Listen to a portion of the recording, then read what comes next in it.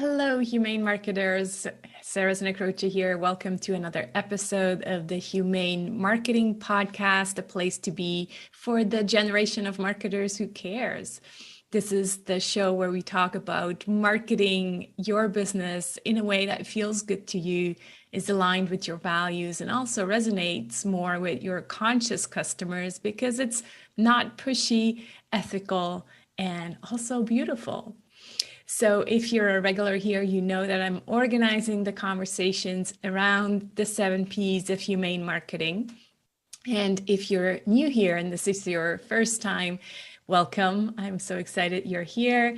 You may want to download your one-page marketing plan with the 7 Ps of humane marketing in the form of a mandala at humane.marketing/one page, the number one and page.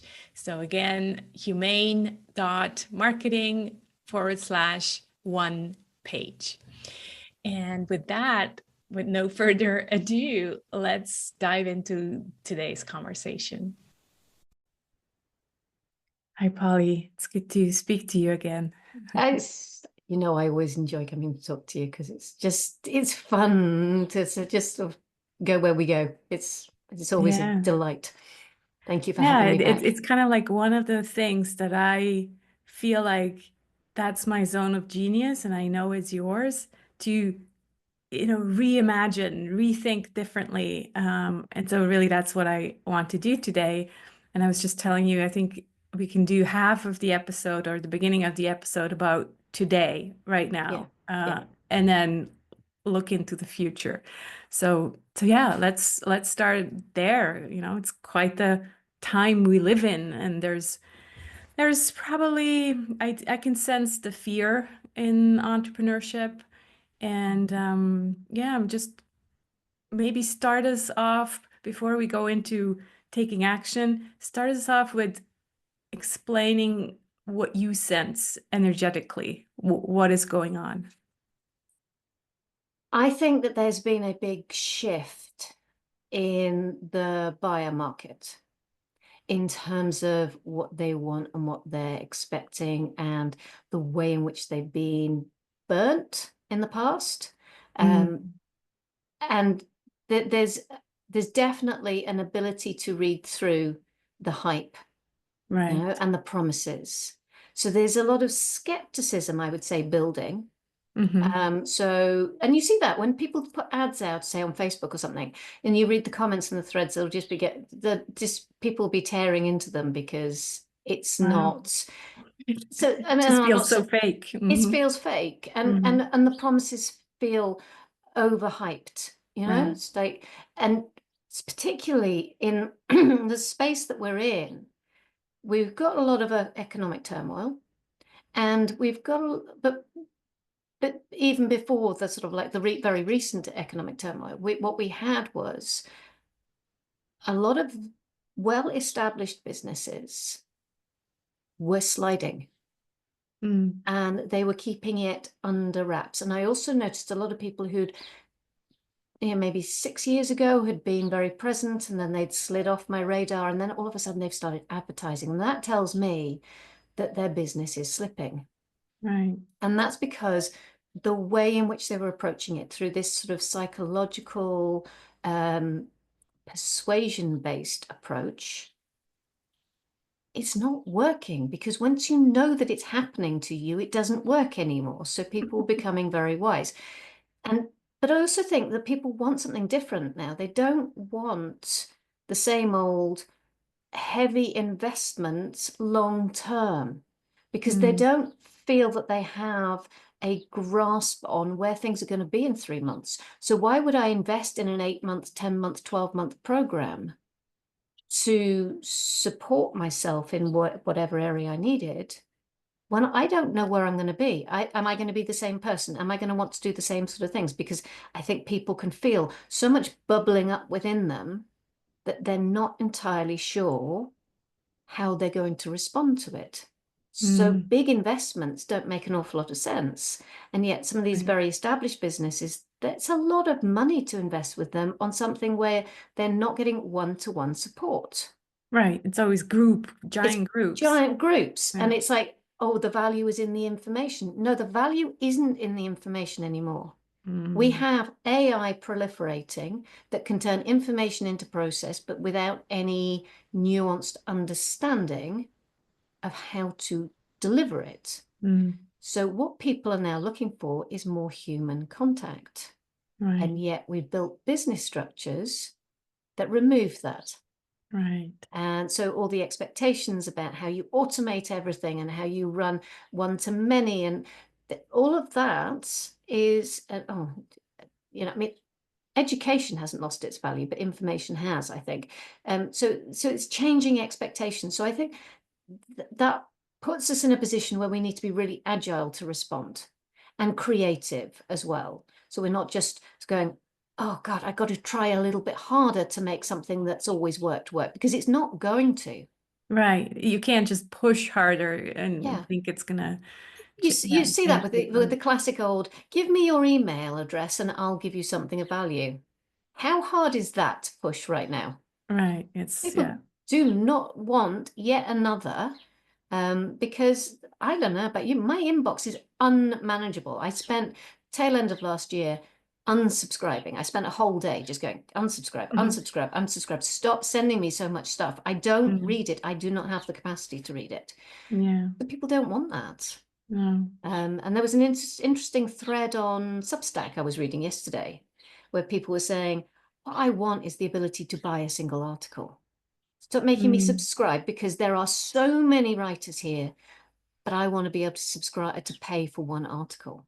Mhm. That's an Mm. interesting reflection of where we're at. That's kind of what I took away from your newsletter the other Mm. day, where I was like, oh, I gotta have you back on the podcast, where you talked about bite-sized, right? Yeah, Like people want small bits and they want to, yes, experience your work before engaging in any length of program. yeah, Um, and yeah, like I'm experimenting this year with instead of a 3 month program, I'm running the Marketing Like We're Human in a 5 week program.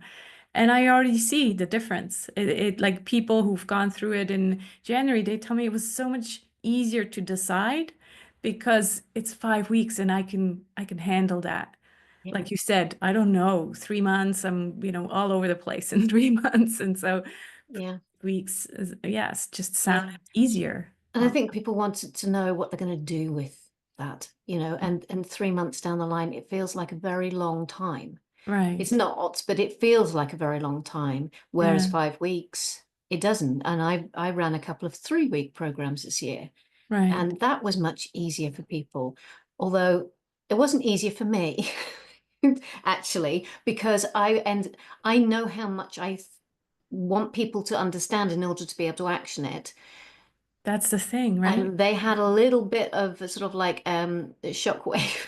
And Yeah. it was like so I just said to them at the end of it, instead, I wasn't going to do a pitch at the end of it. I just said, look, take your time, process it, expect to go, come out of this high and come down through this processing, and then you come out the other side of it. Just be gentle with yourself. Mm, But I have, for me, it's like I couldn't in all integrity offer you something that didn't cover all of the bases. right. Even on, I've scaled it back to it's just one focus, but I still, I need to give you the information because if you don't have that, then you've got missing pieces of the puzzle and you're not going to do anything with it. So Yeah. there is for us when we're actually designing stuff, there is a bit of a balancing act to go on there because we know what we need to do in order to be in integrity with our own values, Yeah, exactly. but And equally responding to that changing need of hmm I need something a little more immediate. I need something very specific. You know what I mean? yeah. Yeah, what I did also because of the integrity piece, well, I've always had that, but I just have a flat fee where people can come again in the Yeah, next round. And often that's a very much appreciated gesture because it doesn't mean, oh, you failed and you didn't, integrate it, but it just gives them more time. And that's often yeah, the thing that we don't have in these programs. It's like, oh, the 5 weeks, so much content. And then you're like, oh, exhausted after. So yeah, having this flat fee for past participants has really, yeah, helped people. I think also just giving themselves permission. Yeah, I'm gonna do this again, and this is And that deep. yeah, and Mm. it's okay because every time it's like when you read a book, when you read it the first time, you have particular paragraphs that jump out at you, and then you'll read Yeah, it again and you think, I'm really waiting for that moment, and it doesn't come, but it right. comes somewhere else Yeah, because you're exactly. just integrating and processing something else and understanding it. And if I think about my own journey through business, because it's 11 years now since I started my business, I don't recognize the person I was back then.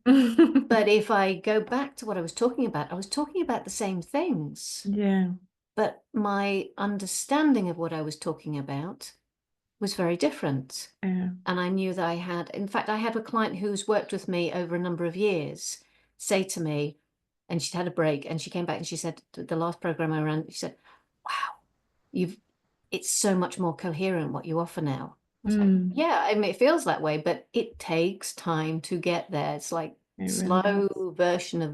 slow food version of business, you know?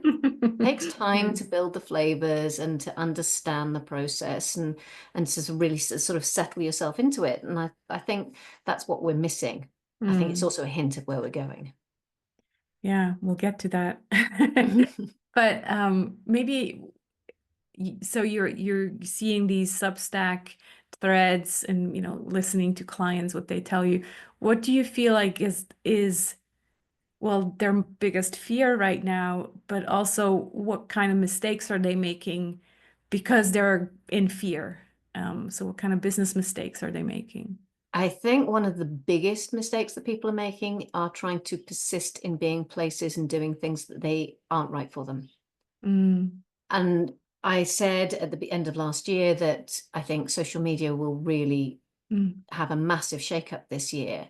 right, And I do think that, the sort of like the pressure to be on social media, to be on TikTok, to be on Instagram, to have this visual presence, people are realizing that it's not actually doing them any favors. right. And where everybody's consciousness is at, it's about depth and precision. Um, the wonderful Jess Lorimer says, an inch wide, a mile deep. That's where we're at, not a mile wide and an inch deep, which is where Hmm. we've been. Yeah, all the A- time, right? And that depth.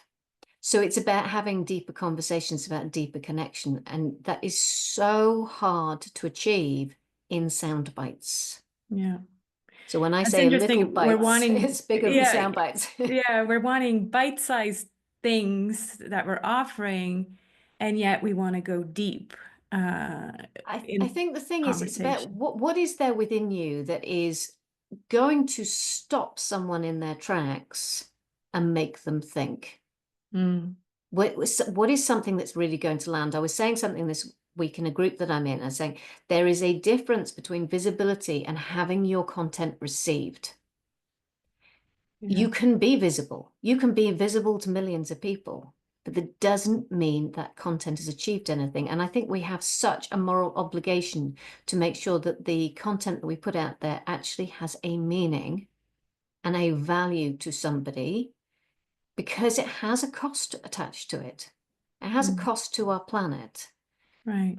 and it's a permanent escalating cost because it goes into data banks that have to be sustained with electricity and water and land that so for me there's a huge amount of integrity about saying not putting out this very shallow content just because it gets views. It's about depth, and to Yeah. me that is the mistake that people are making because they're still trying to use the old methods.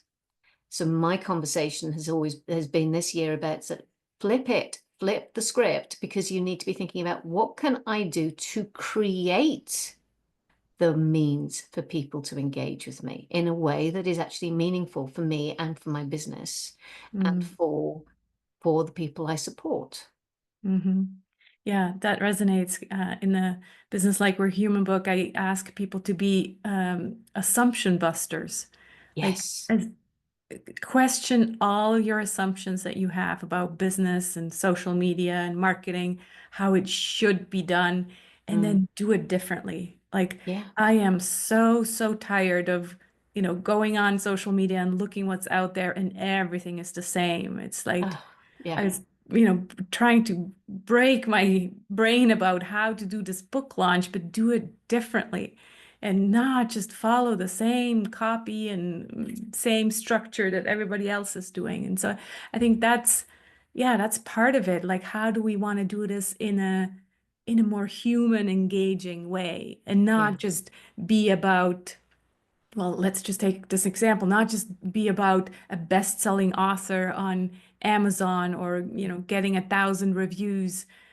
What we're really doing is hustling for Bezos, who's taking all the benefit, and we are just working like slaves to get those reviews. So, like, question all of these things that Mm. we have just bought as, well, this is just how it is, and this is just how it works.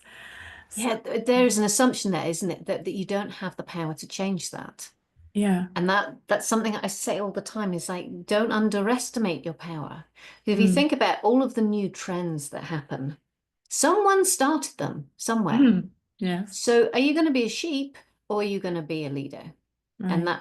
and when I talk about leadership, I know people sort of tend to go, oh, it's not me. I'm not a leader, because we have some really toxic role models for Yeah. leadership. Mm. But there are different leaders coming, Mm. quiet leaders, people who lead from the middle. Mm. And you can have, you can create different ways of doing it. Mhm. Um, and it doesn't have to be this sort of like standard approach. And in fact, the more subtle you are, the more creative you are, the more you're likely to be received, because you're thinking, oh, hang on a second. I didn't think I was being sold to like that. So in the program I did recently, I set them all a task to produce a piece of content based on sort of understanding the energetics of their business. And they produce the most extraordinary things. And I asked them to share it because I wanted them to see the difference in reaction. So you might get less of a reaction, but it'll be a deeper reaction. Mm. And so they got instant responses from people going, oh, this spoke to me so deeply. And I Mm. asked them afterwards, said, did you feel like you were selling? And they said, no, I didn't feel like selling. But you were. You were still putting it on the table for people, and people weren't feeling like they were being sold to. Right. That's Yeah. rebellious. That is the height Yeah. of rebellion in a world that's all about you've got to have conversions. Right. Yeah. Yeah. So do you feel like that's right now it feels like we're the outsiders still, right? Do you think that's gonna flip where I think it already has. it already has? Mm. But I don't think that some people are even aware. I mean, the last people to know that a change has happened are the people at the top, if you see what I mean.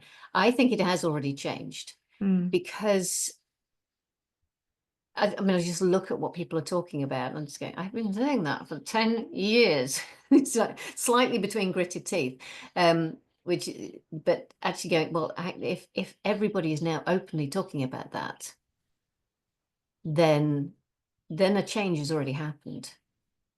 What But I I see is still that, don't think that people know how to respond to it. okay, yeah, because what I see is like when you talk to people, they are like, yes, agreeing, nodding their heads. But then when you see what they're posting, they're still adhering to the old rules, maybe because they don't They, have they, the new role models. They they don't don't see. have the alternative. So Right, that's what you and I are doing. We're right, providing them with the alternative. So we have right. to be the walking role models. We have to walk the talk and do Yeah. it differently. And that means we also have to be the experimenters. So we have to fail a lot. Yes. Talk to And me about that. Yeah. and so that's an interesting one, because it brings a degree of transparency about the fact that not all business efforts are successful. So this whole narrative that we've all come through in the last 4 years of this instant overnight success, once I found out how to do X, Y, or Z, because it was the missing piece. The I mean, magic pill. the Yeah. magic flipping wand and pill, yes, that doesn't exist. We demonstrate that doesn't exist, Yeah. and that actually the real magic comes from giving yourself permission to be creative. Right. And Yeah. so that does mean challenging, sort of like, oh, right, I have to have a signature program and a signature talk, and I have to have a lead in, and I have to have an automation, and I have to have a welcome seek. All of these pieces, coming back to being assumption busters, why the hell do you actually need them? Right. Seriously, why do you need them? Do you have to have that? You can have something that is paid. And here's the interesting thing in terms of the buyer behaviors, people are more likely to give you $5, $10 for something and then do something with it than they are to take a freebie. Mm. Mm-hmm. So why do you have to produce any free content? Mm. That's Why? interesting. I was just thinking about my workbook that goes together with the book. In the two previous books, I just had it as a free download, and it felt good until I started to realize, well, I want to know who's working on these books, and so I was like, well, I'll just add it as a donation so Mm-hmm. that they can give, however much they want. Yeah. And I think that's when money feels good. If it's Yeah. like, yes, I want to, earn something for that. I've put a lot of effort and hours into it, but I understand your situation might be different. And, it just kind of like putting it out there and explaining. I think a lot of what we're doing is explaining how things are so Yeah. that there is that transparency because Yeah. people are so everything was so hidden and opaque that yeah, it just needs that time now to make everything super clear.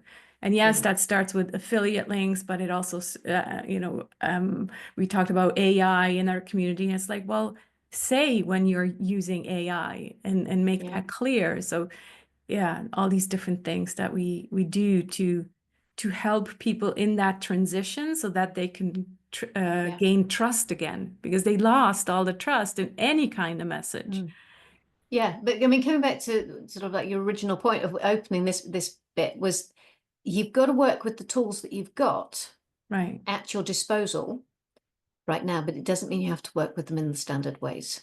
right. So you can rethink those right now and think, well, Mm, how can I do it? So, some of the examples I gave in the newsletter you referenced were, why have a free Substack?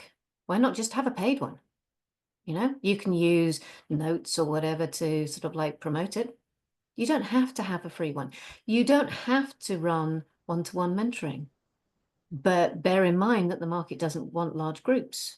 So how do you do that? How do you maximize that? You can get really creative with the tools that you have, and the technology that you have, but you can use it in a different way. So forget about the algorithms on Facebook and do what feels good to you, because it can guarantee that if you do what feels good to you, people will find it and engage with it, and then you'll actually be part of resetting the algorithm down, mm. in the short term. Mm, So it's stop thinking that you have to operate within the rules. And my favorite tool for business development is a blank sheet of paper. mm. What would you create if you didn't have any rules? Right. What feels good? Yeah. And then you might say, oh, you know what? That program and I did this myself this year, that program I was thinking of running, I'm going to do it as pay what you want. Mm. Why not? Hmm. I mean, that's something you can do. Do not do that if you are dependent on the income. Right. Of course. But Yeah. if you've got the Exactly. You have to. flexibility, why not? See Mm. how it lands, see what people give, and the people will give a whole spectrum, Hmm. and it depends on whether or not they know you, whether or not they know the value of it, what their financial situation is. It makes it more accessible, and that honesty of accessibility changes the relationship. So have your blank piece of paper. Think, what can I do I with guess it? it's not easy. Like we've been in entrepreneurship for a while, right? And Yeah, we know that we are in charge. We make all the decisions in our business. yeah, But for new entrepreneurs, I can totally understand the overwhelm. It would be much easier to have, a 7-step process on how this works, Yeah. but that's not the time we're in. No, and the thing is that there's two groups of people that I see at the moment. There's the new entrepreneurs who are actually basically in a frozen state because they know that they don't want to proceed down the normal route, but they don't know what Mm, else to do. So they do right, dabble with it and it burns them. It really right. hurts. Yeah. Then there's a group of people who've been through that and they've got an established business, but it's burnt them out completely. Yeah. And they're at the point of hitting the big red button to explode everything. Yeah. So yeah, so if you're a new entrepreneur, it's about finding people who inspire you. And that doesn't have to just be in the business world. If you're thinking about I how do like I that. start my business? How is someone approaching that? I've got a dear friend who has such a gentle approach to her Instagram. It's just so gentle that you wouldn't necessarily know that it was selling, you know, um, because she just does it in her own way. Mm-hmm. And so I think that's the thing, is like finding yourself people who really sort of like just make you, that's a beautiful way to share something. There's a photographer. I'm so glad that her stuff comes. I like it every day so that I make sure that I see it on my feed every day. She's just on an anti-AI cruise in photography, crusade, sorry. And so she shares a photo that she's taken every single day, and it's just like, eh, oh my, she never mentions that you can go and buy the photos from her or anything. It's so gentle and it's so inspiring that it's about the energy that you feel. You think, I want to hold that energy when I'm out there in my business. How would I Yeah. do that? Mm. So just throw out the rule book, throw out all of the reference points of all the people who are telling you exactly how to do it, because Mm. that is a very toxic narrative to have in your head. Really, Yeah. really toxic. It will keep you stuck. Mm. I want to switch to the future now and maybe hear from you first how you envision your work and life in 5 years. Can't go Oh, further than that. Right now, it's like, oh, 5 years already feels I really far. I'm not entirely sure I could get to 5, to be honest. I mean, where I see business going is this complete transition, because we're in a space where we simply cannot continue down the path that we're on. It is not sustainable from a human point of view. It is not sustainable from an environmental point of view, and it's not even sustainable from an economic point of view. But that is not necessarily being understood. So I don't know if you've seen it, but the UK government has just actually started talking about how are they going to brighten clouds to reflect more sun, and how are they going to geoengineer the weather. That they've actually provided grants for this research. You just go, this is classic in economic model. You just knew it was going to come. People are going to be trying to find how can they make money out of solving the crisis. Mm. Here's the problem that they're not looking at, or the solution that they're not looking at, and that is that the problems are solved by doing it in a completely different way. We cannot continue to use the economic model that we've got. So in terms of climate change, if we just actually poured all of our resources into restoring the soil, we would make a massive difference in a couple of years. Huge difference. And it's not about planting forests and forests and forests. It's about looking at the soil, because that's where most of the carbon goes. So to me, the future of business is about returning the power to the people. And that starts with believing in yourself and believing in the fact that you have a valid and valuable role in the world, which has been so severely eroded by the societies that we've set up. So where do I think business is going? I think business is going into a much more diverse, creative process. When I say creative, I don't just mean everyone's going to go into the creative arts. I mean that it's about who am I as a person and what do I want to offer the world. So it's going to become more diverse. It's going to become more creative. And ultimately, Is this 5? Is it 10? Is it 20 years down the line? Business is actually going to become part of the ecosystem. Instead of being in an extractive mode, the economic norms will have been reshaped so that actually we're in a collaborative mode. Mm. That's complex because there's a whole web of energies that are, they've got existing pathways that is very hard to change. But that to me is the higher sort of Philosophical. philosophical direction of travel, Mm. because Yeah. it's about restoring agency, it's about restoring individual power and restructuring society. Mm-hmm. So that's not a 5-year thing, but in 5 years' time, I think the expectations of businesses will be completely different. Yeah. I What like about that. you? I like that vision. I just recently finished reading a book called Stellar, where the vision is that we have free energy that comes from the sun and the wind. And that then changes everything.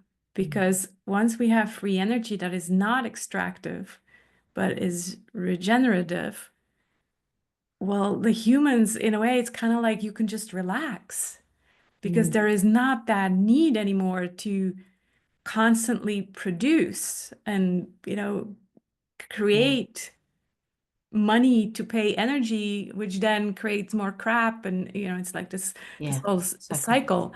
Um, and so, yeah, I think it starts with, like you say, a complete systems change.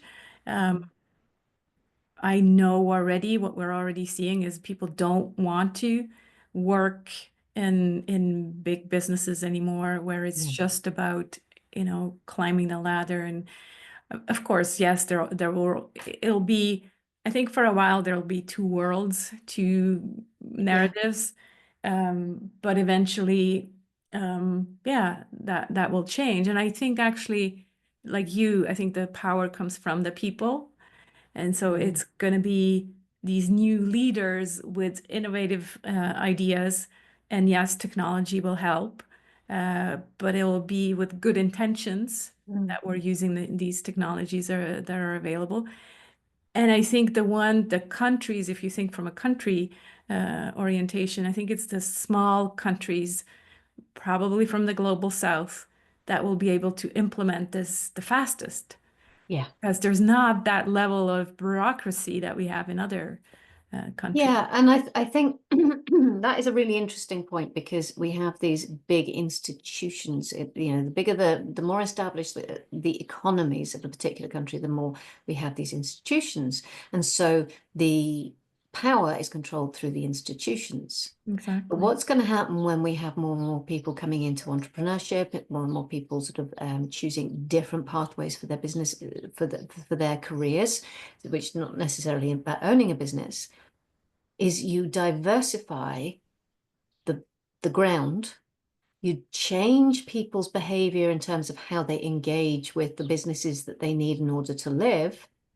And then all of a sudden, there is nothing underneath those institutions, and which means that governments don't have the power Mhm. to direct things anymore. So it's a very sudden collapse, Mhm. but it takes a long time coming in. It takes a lot of belief. So, going back to Martha Beck's pyramid in the pool idea of the change is created from the ground up, we have to get across the base and work our way up slowly.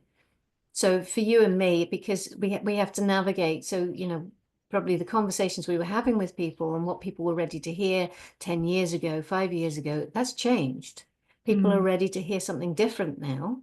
So Mhm. we have to keep advancing the conversation because it moves the change up a little bit. Because already, I see this all the time. It's like the ground level where I might have been, 8 years ago or whatever.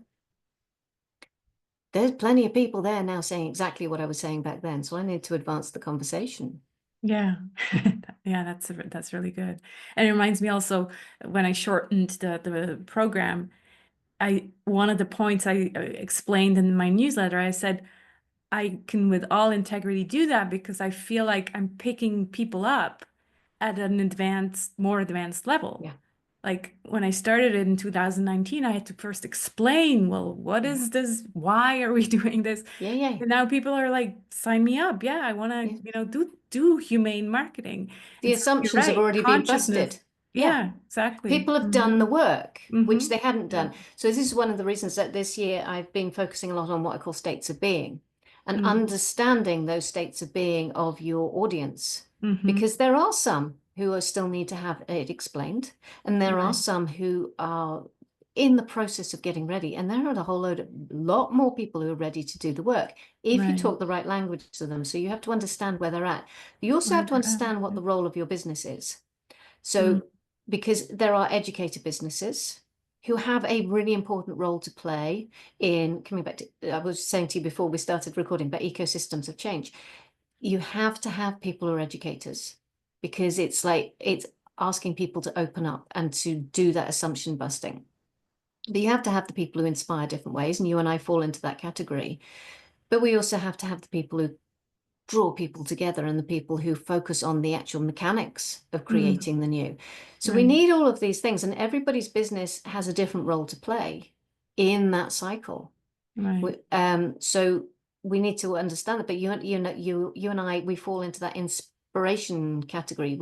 We do show people how to do it, but really our focus is on saying, you want to go? Are you ready to go? Let's go. Because you have the answers and I can show you how to access them. That's kind of what we do. So it's the conversation has changed. I spent years thinking I am screaming into the void. Yes. Yeah, in 2018, that was already before, but it's like when I put the first book out, it's like crickets, nobody was. Because the collective consciousness was not ready to receive it. Yeah. But the simple act, here's the thing that I think people must remember. The fact that you put that out there changed the playing field. It doesn't matter that there were crickets, you changed the playing field, so you made it more possible for that conversation to happen. Yeah. And the words that you put out there then, I bet they're being reflected back to you now. The things that you see other people saying, you're going, oh, hang on a second, I said that. Yeah, a and long that's time good. ago. That's good. That's what we do it for. That's what we're here for. Yeah. So we have to remember that even if we get crickets, there's a long-term thing. And I say this a lot. We have been trained to think that there is a direct correlation between the actions that we take and the responses that we get. So I put this out. Oh, I've got a bit of hair. I put this post out. I get a sale. I get sales. Yeah.